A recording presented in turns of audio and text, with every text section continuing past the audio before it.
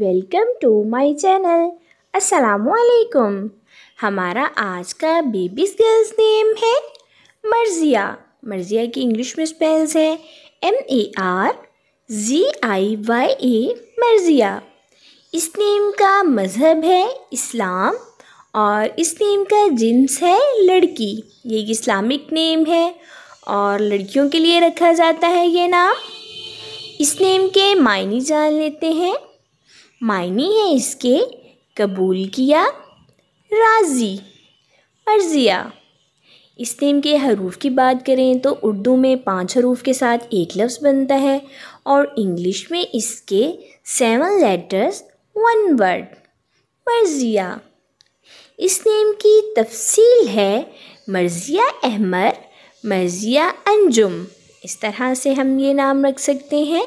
आप भी अपने नाम का मायने जानने के लिए कमेंट्स में अपना नाम लिखें और मायने जानिए। And please like the video, subscribe my channel and comment your name for meaning.